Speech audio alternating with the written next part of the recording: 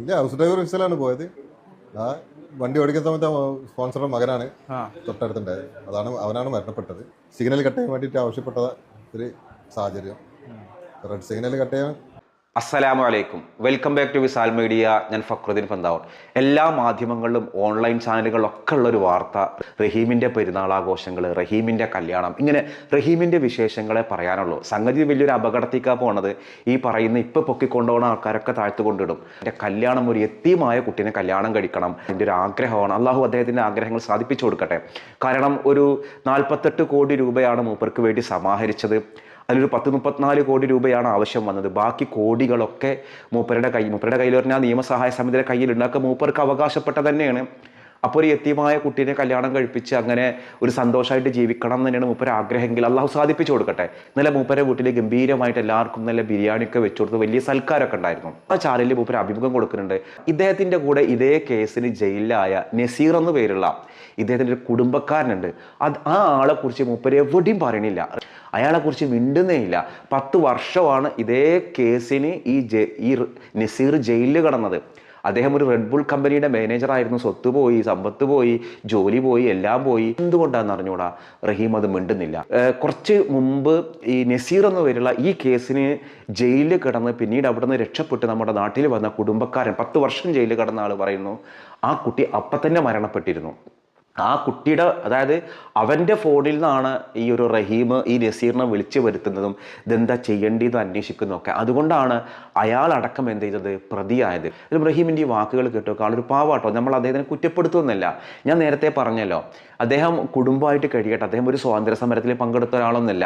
അബദ്ധവശാലാണെങ്കിലും അദ്ദേഹത്തിൻ്റെ കൈക്കൊണ്ടൊരു ജീവൻ നഷ്ടപ്പെട്ടു പോയി. മനഃപൂർവ്വമല്ല, പാവാണ്. അദ്ദേഹം ഒരിക്കലും നമ്മൾ കുറ്റപ്പെടുത്തരുത്. ഇതിൽ മാതൃഭൂമിയിൽ വന്ന അഭിമുഖം ഒന്ന് കാണും. ഇല്ല, ഹൗസ് ഡ്രൈവർ വിസയിലാണ് പോയത്. ആ വണ്ടി ഓടിക്കുന്ന സമയത്ത് സ്പോൺസറുടെ മകനാണ് തൊട്ടടുത്തുണ്ടായത്. അവനാണ് മരണപ്പെട്ടത്. സിഗ്നൽ കട്ട് ചെയ്യാൻ വേണ്ടിയിട്ട് ആവശ്യപ്പെട്ട ഒരു സാഹചര്യം. റെഡ് സിഗ്നൽ കട്ട് ചെയ്യാൻ വിശ്രമിച്ച് അവൻ ദേഷ്യപ്പെട്ടു. ഭാഷകൾ കുറച്ച് മനസ്സിലാക്കാൻ ബുദ്ധിമുട്ടുണ്ട്. പക്ഷേ ദേഷ്യപ്പെടുന്ന ഒരു വ്യക്തി സ്വയം മനസ്സിലാക്കാതെ ദേഷ്യത്തിലാണ്. ഏത് ഭാഷ ആയാലും വണ്ടി എടുക്കാത്തതിൻ്റെ പേരിൽ അവൻ തുപ്പിയതാണ്. തുപ്പിയ സമയത്ത് കൈവീശാണ് മുഖത്തിന്. പക്ഷെ തല കുറച്ച് പൊക്കി കഴുത്തിലെ അടി കൊണ്ടത്. പിന്നീട് അറിയാൻ പറ്റും അവന് വർഷങ്ങൾക്ക് മുമ്പ് അവിടെ ഒരു ഓപ്പറേഷൻ ചെയ്ത ഒരു ഉണ്ടായിരുന്നു. അതിനെ മുഖത്തോട്ട് അടിയാവും, തല പൊക്കി കൈ നേരെ പോയത് കഴുത്തിന്. ഈ കാര്യങ്ങളൊക്കെ അതിന് ശേഷം ആരോടെങ്കിലും പറയാൻ പറ്റിയിട്ടുണ്ടായിരുന്നോ? മരണപ്പെട്ട ശേഷം അവനെ ഹോസ്പിറ്റലിലോട്ടും എന്നെ ജയിലിലോട്ടും ആരെയും ബോധ്യപ്പെടുത്താൻ പറ്റിയില്ല പിന്നെ അല്ലേ? പിന്നെ കോടതിയായിട്ട് പിന്നെ അവിടുന്ന് തർജ്ജമ ചെയ്യുന്ന ട്രാൻസ്ലേറ്റ് ചെയ്യുന്ന ഭാഷകളൊന്നും അറിയില്ല. മരണപ്പെട്ട കുടുംബം അവർ വേറെ രീതിയിൽ വധശിക്ഷയാണ് അവർ ആവശ്യപ്പെട്ടത്. മരണത്തിന് തുല്യനീതി വേണമെന്ന് പറഞ്ഞിട്ട് കുറച്ച് സൗകര്യങ്ങളൊക്കെ ഉണ്ടായിരുന്നു. മൊബൈൽ ഫോണൊക്കെ കുറച്ച് ആൾക്കാരുടെ കയ്യിൽ ഫോണ് ഉപയോഗിക്കാൻ പാടില്ല എങ്കിലും ലീഗലല്ലാതെ കുറച്ച് ആൾക്കാരെ ഒളിപ്പിച്ചിട്ടൊക്കെ സൗദികൾ അവിടുത്തെ സ്വദേശക്കാർ അതിനുള്ള സൗകര്യങ്ങളൊക്കെ ചെയ്തു തന്നു. പിന്നീട് സ്വദേശിയും വിദേശിയും വേർതിരിച്ചതിന് ശേഷം യാതൊരു സാഹചര്യം മൊബൈൽ ഫോണോ കാര്യങ്ങളൊന്നും. 20 കൊല്ലം എന്ന് പറയുന്നത് വലിയ ഒരു കാലയളവാണ്. ഈ കാലയളവിൽ നമുക്ക് അവിടെ ജയിലിൽ എന്തെങ്കിലും തരത്തിലുള്ള ജോലിയോ അങ്ങനെയൊക്കെ ചെയ്യാൻ പറ്റും? എന്തായിരുന്നു അതെന്താ ചെയ്തിട്ടുണ്ടായിരുന്നു അവിടെ? ജോലിയോ കാര്യമൊന്നുമില്ല. ഇവിടുത്തെ മാറ്റത്തെ ജോലികളും ഭക്ഷണം കഴിക്കുക, ഇരിക്കുക, കിടക്കുക, ഉറങ്ങുക. വീട്ടിലൊക്കെ എങ്ങനെ പിന്നെ ബന്ധപ്പെടാൻ പറ്റിയിട്ടുണ്ടായിരുന്നു? പുറത്തുനിന്ന് സുഹൃത്തുക്കളും മറ്റുള്ളവരും കാർഡ് വാങ്ങിച്ചു തരും, റീചാർജ് കാർഡ്. ആ കാർഡ് വെച്ചിട്ട് വിളിക്കലും. പിന്നെ അവസാന സമയത്ത് നിയമസഹായ കമ്മിറ്റികളും സഹായത്തിന് ഒരുപാട് സഹായിച്ചിട്ടുണ്ട്. പിന്നെ ജയിലിൽ നിന്ന് പരിചയപ്പെട്ട ആൾക്കാർ പുറത്തു പോയിട്ട് അവരും ഒരുപാട് സഹായങ്ങൾ ചെയ്ത്, നേരിൽ കാണാത്ത ഒരുപാട് ആൾക്കാർ വേറെ വേറെ ജില്ലക്കാരും വേറെ ദേശക്കാരും ജയിലിൽ വന്ന് പുറത്തിറങ്ങിയിട്ട് അവർ പുറത്തുനിന്ന് സഹായം ചെയ്തു. കാരണം അതിനുള്ളിലെ അവസ്ഥ കണ്ട് മനസ്സിലാക്കിയ വ്യക്തികൾ 6 മാസം 1 വർഷം കിടന്നവരുണ്ട് മലയാളികളായിട്ട്. അവർ പുറത്തിറങ്ങിയിട്ട് വേണ്ട ആവശ്യങ്ങൾ പുറത്തുനിന്ന് അവർ അയച്ചെത്തിട്ടുണ്ട്. പുറത്തിറങ്ങാൻ പറ്റില്ല. പുറത്തിറങ്ങിയ സമയത്ത് കയ്യിലും കാലിലും വിലങ്ങ് വെച്ചിട്ടാണ് കൊണ്ടുപോകാറും കാര്യങ്ങളും. ആളുകൾക്കൊക്കെ ഈ വധശിക്ഷ ഒക്കെ നടപ്പാക്കിയിട്ടുണ്ടാവുമല്ലോ നിങ്ങളവിടുള്ള സമയത്ത്. അതെ, അതൊക്കെ നിങ്ങൾ അറിയുന്നുണ്ടാവുമോ?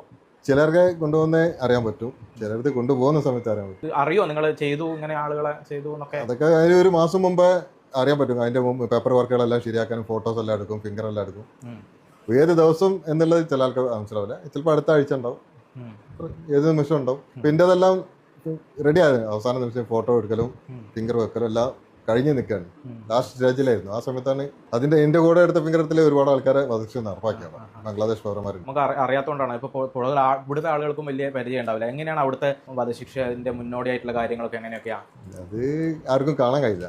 ഇപ്പോൾ ഒരു വ്യക്തിയാണെങ്കിൽ അവനെ മാത്രം കൊണ്ടുപോകുന്നത്. പിന്നെ ആ വ്യക്തി തിരിച്ചു വരില്ല, എന്നെ പറയാനുള്ള അവസരം നൽകില്ലല്ലോ. എങ്ങനെയാണ് എന്ന് പറഞ്ഞ് വരുന്നിടത്തേക്ക് കാണാം. കുറേ കാലം വീട്ടിലോട്ടും വിളിച്ചില്ലായിരുന്നു, നാട്ടുകാരും വിളിച്ചില്ല, ആരും വിളിക്കില്ല. എല്ലാം നിരാശപ്പെട്ടിട്ട് ഇരുന്ന സമയമുണ്ട്. യാതൊരു പുറലോകം ബന്ധപ്പെടാത്തൊരു അവസ്ഥ ഉണ്ടായിരുന്നു. സഹായിക്കുന്നവരോടും ചില സമയത്ത് ദേഷ്യപ്പെട്ടു. നിങ്ങളുടെ സഹായിക്കും എവിടെ എത്തി, വർഷങ്ങളോളം നീണ്ടു പോവാണ്. പിന്നെ മനസ്സ് മാറും ചില നല്ല വാക്കുകൾ കേൾക്കുമ്പോൾ, പല ഭാഗത്തും തെറ്റിദ്ധാരണകൾ കേൾക്കും. എല്ലാം കഴിഞ്ഞ അവസാന നിമിഷത്തിൽ ഒരുപാട് സന്തോഷമായ അവസ്ഥ ഉണ്ടായി. കുടുംബക്കാരെല്ലാവരും ഉണ്ട്, സുഹൃത്തുക്കളുണ്ട്. എല്ലാവരുമായി കൂടിയിരുന്ന് ആലോചിച്ച് ഭാവി പരിപാടികൾ തീരുമാനിക്കണം. ഉമ്മയൊക്കെ കാണാൻ വന്നിട്ടുണ്ടായിരുന്നല്ലോ ആദ്യഘട്ടത്തിൽ വന്നപാട് കാണാൻ പറ്റിയിട്ടുണ്ടായിരുന്നില്ല. അപ്പം വലിയ സങ്കടം ഉണ്ടായിരുന്നോ? ഇല്ല, വളരെ സിറ്റുവേഷൻ മോശമായിട്ടൊരു ജയിലിലെ അന്തരീക്ഷം. കാരണം നമ്മളെ സെല്ലിൽ നിന്ന് പുറത്തിറങ്ങുമ്പോൾ വിലങ്ങ വെക്കും, കയ്യിലും കാലിലും വിലങ്ങ വെച്ച്. ആ ഒരു രൂപത്തിൽ എനിക്ക് ഉമ്മനെ കാണാനുള്ളൊരു വിഷമത വളരെ വിഷമിച്ചു. അടുത്ത ദിവസം പിന്നെ എംബസി ഉദ്യോഗസ്ഥരും ഈ സിദ്ദീഖത്ത് പോലും പറഞ്ഞാൽ അദ്ദേഹം ജയിലിൽ വന്ന ഓഫീസർമാരെ കണ്ടു, കുറച്ച് കാര്യങ്ങൾ ബോധ്യപ്പെടുത്തി, കുറച്ച് ഇളവ് നൽകണമെന്ന് പറഞ്ഞു. അങ്ങനെ അവർ എന്തൊരു സാധാരണ തോന്നിയ കാരണം കയ്യിലുള്ള വിലങ്ങ് മാത്രം അയച്ചെന്ന് ഉമ്മാനെ കാണുമ്പോൾ. കാലിൽ വിലങ്ങുണ്ട്, അരമണിക്കൂർ കാണാനുള്ള ഒരു സൗകര്യം അവർ. ഇത് കേൾക്കുമ്പോൾ സത്യം പറഞ്ഞാൽ പാവം തോന്നുകയാണ്. കാരണം ജയിലിൽ കടന്നതിൻ്റെ ഒരു വേദന, രക്ഷപ്പെടുന്നുള്ള ഒരിക്കലും അദ്ദേഹത്തിൻ്റെ കൂടെയുള്ള ആളുകൾ വരെ വധശിക്ഷയ്ക്ക് വിധിക്കപ്പെട്ട് ജീവൻ പോകുന്നൊരവസ്ഥ. പക്ഷെ അത്ഭുതകരമായിട്ട് മലയാളികൾ ആ ഉമ്മാൻ്റെ കണ്ണുനീര് കണ്ടിട്ട് ഒരുപാട് കാശ് കൊടുത്തു. പക്ഷെ നസീറിനെ കുറിച്ചൊന്നും മിണ്ടുന്നില്ല, ആ കാര്യമൊന്നും റഹീം വിശദീകരിക്കുന്നില്ല. റഹീം തന്നെ പറയുന്നുണ്ട്, പഴയ കാര്യങ്ങൾ ഞാൻ ഓർക്കാൻ ഇഷ്ടപ്പെടുന്നില്ല, ഞാനതിനെക്കുറിച്ച് പുസ്തകം എഴുതില്ല. പക്ഷെ അങ്ങനെയൊക്കെ പറ്റില്ല, മാധ്യമങ്ങൾക്കും ഇൻ്റർവ്യൂ കൊടുക്കുന്നുണ്ട്. എന്തായാലും റഹീം ഇനി ശ്രദ്ധിക്കേണ്ടുന്ന ഒരു കാര്യം, ഈ വരുന്ന മാതൃഭൂമിയല്ല ഏത് ചാനലുകളാണെങ്കിലും നിങ്ങൾ ദയവ് ചെയ്ത് അഭിമുഖമൊന്നും കൊടുക്കണ്ട. നിങ്ങൾ അദ്ദേഹം എവിടെ ഇരിക്കുന്നത് നടക്കുന്നൊക്കെ ഒപ്പിയെടുക്കാനും ഓൺലൈൻ ചാനലുകാരാണ്, അവരോടൊക്കെ നല്ല സന്തോഷത്തോടു കൂടി ഗുഡ് ബൈ പറയാ. ഇനി നിങ്ങൾ എന്ത് ചെയ്യുക, നിങ്ങളുടെ സന്തോഷങ്ങളിലേക്ക് മാത്രം നിങ്ങൾ തിരിയുക. മലയാളികളാണ് ഇപ്പോൾ പൊക്കിക്കൊണ്ടുവരുന്നവരൊക്കെ എന്ത് ചെയ്യും, താഴ്ത്തിടും. അപ്പോൾ എന്തിനാണ് വെറുതെ കൊണ്ടിട്ടൊരു അപകടത്തിൽ കൊണ്ടുപോയി ചാടിക്കുന്നത്? അഭിമുഖങ്ങൾ കൊടുക്കാതിരിക്കാൻ നല്ലത് ഞാൻ പറയാൻ കാരണം, ഒരു കുഞ്ഞിനെ കൊന്നൊരു കേസാണല്ലോ. അബദ്ധത്തിലാണെങ്കിലും ആ കുഞ്ഞ് മരണപ്പെട്ടു. ഇപ്പോൾ ഇതൊക്കെ കേൾക്കുമ്പോൾ ഒരാൾക്ക് അതിൽ ഇഷ്ടപ്പെടില്ല. ഇപ്പോൾ നമ്മുടെ കുടുംബത്തിൽ നിന്ന് നമ്മുടെ വീട്ടിലേക്ക് പണിക്ക് വന്ന ഒരു ബംഗാളി അല്ലെങ്കിൽ വേറെ അന്യസംസ്ഥാന തൊഴിലാളി, അയാൾ നമ്മുടെ വീട്ടിൽ ഡ്രൈവറാണ്. എന്നിട്ട് അയാളെ കൈകൊണ്ട് അബദ്ധത്തിലാണെങ്കിലും നമ്മുടെ സ്വന്തം കുഞ്ഞാണ് മരണപ്പെട്ടിട്ടുണ്ടെങ്കിൽ മാപ്പ് കൊടുക്കുക എന്ന് പറഞ്ഞാൽ ചിലപ്പോൾ നമ്മൾ നടന്നോളുന്നില്ല. എന്തായാലും അയാളെ കുറ്റവാളിയായിട്ടൊക്കെ കാണുക. അപ്പോൾ ഇതിങ്ങനെ വിശദീകരിച്ച് പറയുന്തോറും നമുക്കത് നഷ്ടവും അല്ലെങ്കിൽ പ്രയാസമാണ് ഉണ്ടാക്കുക. ചില യാഥാർത്ഥ്യങ്ങൾ പങ്കുവെച്ചു എന്ന് മാത്രം. ഒരു ചാനലിൽ ചോദിക്കുകയാണെങ്കിൽ എനിക്ക് സൗദി അറേബ്യക്ക് പോകണമെന്ന് ആഗ്രഹം ഉണ്ടെന്ന്. അപ്പോൾ ഞാൻ നശിച്ച നാട്ടിലേക്ക് ഇനി പോകണ്ടെന്നുള്ളൊരു മറുപടി കിട്ടുന്ന പ്രതീക്ഷ. ശേഷം ഇപ്പോൾ പറഞ്ഞു എനിക്ക് അവിടെ പോകാൻ പറ്റില്ല, എനിക്ക് മംനു ആണെന്നുള്ള വേട ഉപയോഗിച്ചത്. അപ്പോൾ ഈ ഓൺലൈൻ ചാനലുകാരെ കൊണ്ട് വലിയ ശല്യമായിട്ട് മാറും. അപ്പോൾ ഇൻഷാ അല്ലാഹ് ഞാൻ ഇന്നലെ ചോദ്യം ചോദിച്ചിരുന്നു. ആ ചോദ്യം ഏത് രാജ്യത്തിൻ്റെ ഫ്ലാഗാണ് എന്നുള്ളതാണ്. എല്ലാവരും കൃത്യമായി ആൻസർ എഴുതി. ഒമാൻ. പ്രിയപ്പെട്ട ഒരുപാട് പേര് നമ്മുടെ വീഡിയോ കാണുന്ന ആളുകൾ ഒമാനിലുണ്ടെങ്കിൽ അതും താഴെ കമൻറ്റ് ചെയ്യണേ. ആരൊക്കെ ഈ വീഡിയോ ഒമാനിലിരുന്ന് കാണുന്ന ആളുകളുണ്ട്? നമ്മുടെ ഒരു സ്ഥിരം നമ്മുടെ ഒരു പ്രേക്ഷകർ അബ്ദുൽ നാസർ ഖാൻ, അദ്ദേഹം ഒമാനിലിരുന്ന് കാണുന്നതിൽ എനിക്ക് ഉറപ്പാണ്. ബാക്കിയുള്ള ആരൊക്കെ ഉണ്ട് എന്നുണ്ടെങ്കിൽ താഴെ ഒന്ന് കമൻറ്റ് ചെയ്യണേ. ഞാനൊന്ന് ചോദിക്കുന്നൊരു ചോദ്യം, ഞാനൊരു പ്ലെയറിനെ, ഒരു ക്രിക്കറ്റ് പ്ലെയറിൻ്റെ ഫോട്ടോ കാണിച്ചു തരാം.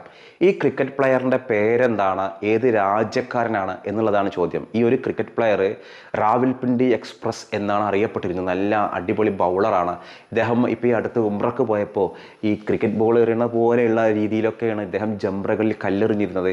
ഒരു കാലത്ത് ഇദ്ദേഹത്തിൻ്റെ ബൗളിങ് ഭയപ്പെട്ടിരുന്നു എല്ലാ ക്രിക്കറ്റ് പ്ലെയേഴ്സും എന്നുള്ളതാണ്. അതിന് നേരിട്ടിരുന്ന ഒരാൾ സച്ചിൻ ടെണ്ടുൽക്കർ മാത്രമാണ്, ക്രിക്കറ്റിൻ്റെ ദൈവം എന്നറിയപ്പെട്ടിരുന്ന സച്ചിൻ ടെണ്ടുൽക്കർ.